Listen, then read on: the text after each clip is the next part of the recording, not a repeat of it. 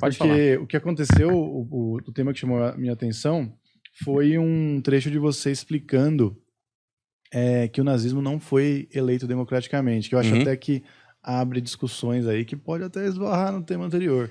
Mas o fato é que a gente fez um episódio sobre o Menino do Pijama Listrado e a gente falou sobre isso e construiu toda a nossa argumentação com essa base, Então, né? mas tem De uma que foi coisa. eleito democraticamente. Isso. Esse é o Então, argumento. porque na minha cabeça, o que eu pensava? Rolava a República de Weimar, né? Rolava. E acho que em 33 o Partido Nazista, ele entra no poder, só que na minha cabeça eles entram nessa hora democraticamente, mas lá pra frente ele chega lá bate na porta do nosso amigo lá, que é o primeiro-ministro, que eu não vou lembrar o nome. Paul von Hindenburg. Exatamente, tava aqui, ó, na ponta da língua.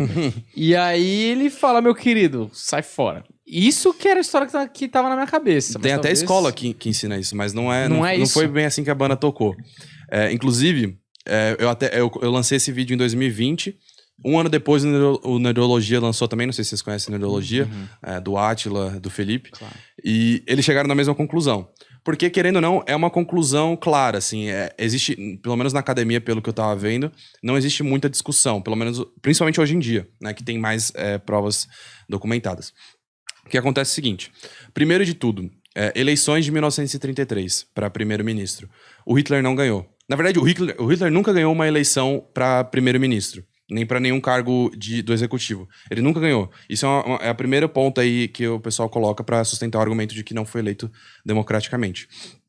E, na verdade, quem ganhou foi justamente o Paul von Hindenburg, que era um candidato conservador da direita. Depois a gente pode entrar no tema, né, do Hitler direita e esquerda, mas assim, a direita, digamos assim, direita moderada, era o Paul von Hindenburg. Não sei se vocês já viram uma foto dele, que ele é um cara grandão, assim, altão, que tem o Pickelhelm dele, que é um chapéu prussiano. Ele é o conservador, ele tá mais ligado ao Império Alemão, que era a instituição que existia antes da República de Weimar, do que o nazismo, essas ideias, porque o Hitler, ele era visto como um revolucionário, né? Ele era um reacionário, mas era visto como uma revolução, assim, porque ele queria mudar toda a instituição alemã. Então, beleza.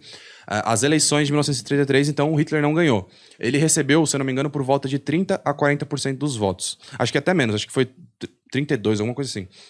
Então, isso já mostra que a maioria da população alemã não apoiava Hitler. Era um grupo muito ativo, muito extremista, mas não era a maioria. Nunca foi a maioria da população que apoiou o nazismo. Então, beleza. Então, o Paul von Hindenburg foi eleito. Só que o que acontece?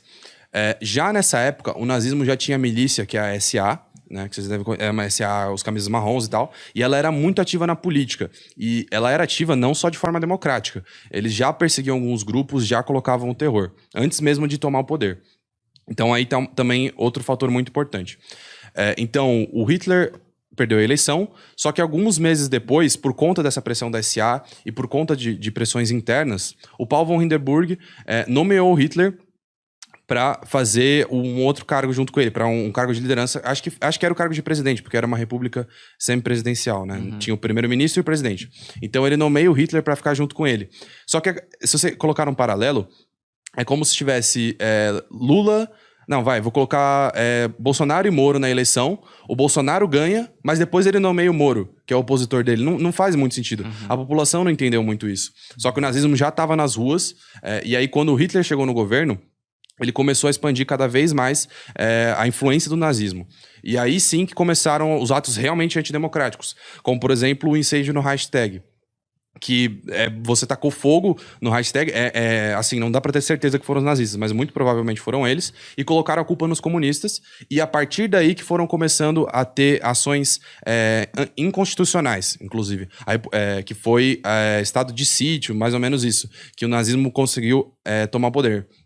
De verdade. Então, assim, teve um rompimento da Constituição da República de Weimar, que foi justamente nessa época. E o rompimento da Constituição não é democracia, não adianta. Se você rompe a Constituição da forma que foi feita, não teve votação, não teve nada. Foi um decreto que foi lançado, que já tirou uma série de direitos civis.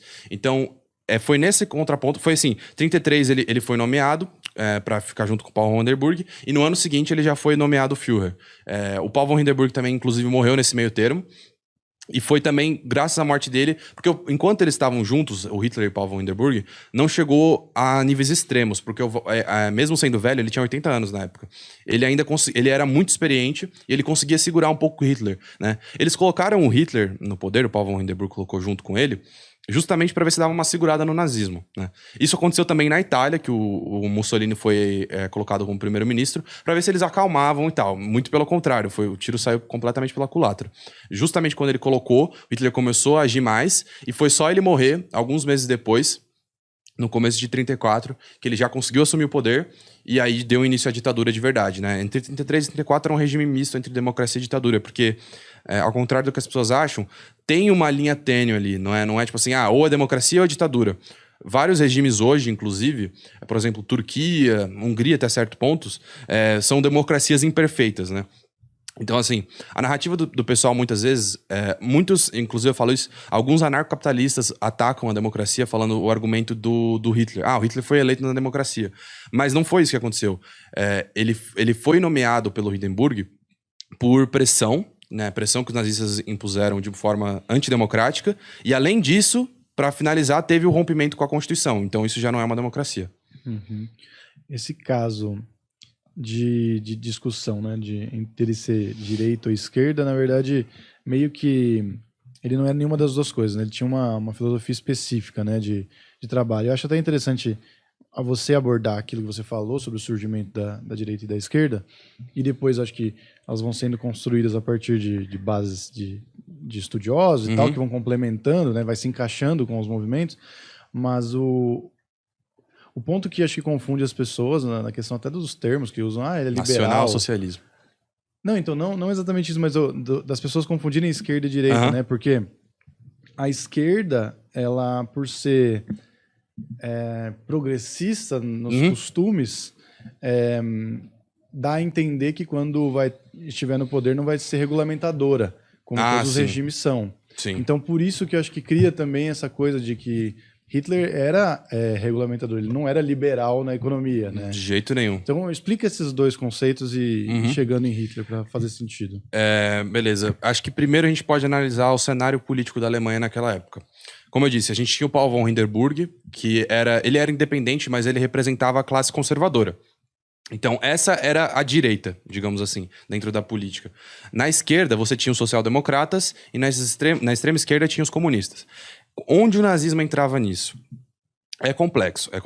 Porque, assim, existem citações do Hitler nem tanto, mas do Mussolini, colocando o fascismo como sendo de direita dentro dos conceitos políticos e sociais. Porque o nazismo defendia a igreja, defendia a família, as instituições, só que ele defendia de uma forma diferente. Ele defendia, além de ser extremo, né, a presença do Estado seria extrema, justamente essa parte do Estado era diferente dos conservadores.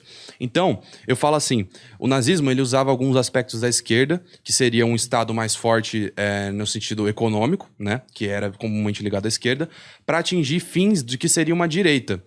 Só que mesmo na direita, ele deturpa os conceitos da direita, né, os conceitos conservadores, ele pega esses conceitos e destrói eles, porque em nenhum momento no conservadorismo você tem falas de que um grupo é melhor do que o outro, né, de que uma raça, uma etnia é melhor do que a outra. Então, mas mesmo assim, existem aspectos de direita dentro do pensamento social de Hitler. Por isso que, assim, a academia também se divide muito. Eu, particularmente, prefiro encaixar de uma modo geral como o third way, que é a terceira posição, que eu acho que ilustra bem isso que eu falei, que é métodos de esquerda para atingir um fim de direita. Só que, assim, mesmo esses métodos de esquerda são um pouco diferentes, porque, por exemplo, o Estado era gigante? Era. Só que era um Estado completamente ligado aos capitalistas, né? Então, assim, era um Estado protetor. Era o oposto da União Soviética, porque a União Soviética expurgou os capitalistas. O Hitler não, ele abraçou os capitalistas. Inclusive foi assim, voltando lá na democracia, foi assim que ele conseguiu um apoio também. Foi graças às classes de elite. Então, isso já distancia um pouco dele da esquerda economicamente, mas sim, o Estado era muito forte na economia. A economia era completamente gerida pelo Estado. salários eram estipulados pelo Partido Nazista, até os lucros dos empresários. Então, novamente, backfire, né? Foi para trás isso daí, porque os empresários falam assim, vamos apoiar esses nazistas porque o Estado vai ajudar a gente. Só que depois, principalmente ali, quando estava começando a guerra, 38, 39, justamente para ter os recursos para financiar a indústria bélica, o Hitler diminuiu o lucro dos empresários. Então, tipo assim, os caras, o Hitler vai ajudar a gente, vai dar benefício, vai financiar a gente. No começo foi assim. Só que quando chegou lá pra 38, 39, que ele já tava quase invadindo a Polônia, ele começou a pegar todos os lucros dos empresários e mandar na indústria bélica. E os empresários não tinham o que fazer nesse ponto, né? Então, assim, na parte econômica, era um Estado forte, era um Estado presente, porém, inicialmente um Estado que ajudava os capitalistas. Então, economicamente, é mais ligado a tendências de esquerda, de fato, né? Por essa presença do Estado, por esse Estado regulamentador, mas também se distancia um pouco porque, por exemplo, baniu os sindicatos que eram fora do Partido Nazista e tal. Então, assim, só podia ser do Estado se fosse o Estado nazista, né? Só podia favorecer os trabalhadores se os trabalhadores fossem nazistas ou arianos. Também tem essa questão, né? Porque existiam uma série de programas sociais sobre Hitler, que Hitler impôs, né? Mas somente arianos, somente direcionado a arianos. Inclusive, me lembrou um vídeo que eu coloquei recentemente, o lado oculto de Hitler. Só que o lado oculto de Hitler é o oposto, é o que seria o lado bom dele. E dentro desses lados bons, tem, por exemplo, lei anti-tabagismo, ele proibia, por exemplo, fumar em lugares com pessoas grávidas, mulheres grávidas. Ele também favoreceu muitos animais, fez leis contra a violência animal. Adorava os cachorros. Adorava os cachorros, tinha o cachorro dele. Adorava, só que na hora de se matar, ele matou o cachorro junto, né? Matou a Eva Braun. Ele solta alguma coisa. Então. Então, assim, mas de qualquer forma, um Estado muito presente, o que também distancia ele da direita economicamente. Então, é um debate complexo. Como eu disse, eu prefiro classificar como third way, como a terceira posição, porque é um movimento completamente diferente do que a gente tinha visto até então. Antes era esquerda, um Estado mais forte, intervindo na economia para ajudar os trabalhadores, pelo menos na teoria, e a direita mais liberalismo. O Hitler inverteu esses cenários, né? Tanto é que, por exemplo, dentro do contexto da Alemanha, ele era mais puxado para a direita, mas dentro do contexto mundial, se você pegar assim Inglaterra com Winston Churchill, os Estados Unidos, eles viam o Hitler como uma aberração, assim, era tipo, não só como uma aberração militar, mas assim, o que esse cara tá fazendo na política, né? O cara fala de valores da família, fala de sei o quê, mas agora tá com um Estado gigantesco, tirando o lucro dos empresários. Ele era algo completamente fora da curva.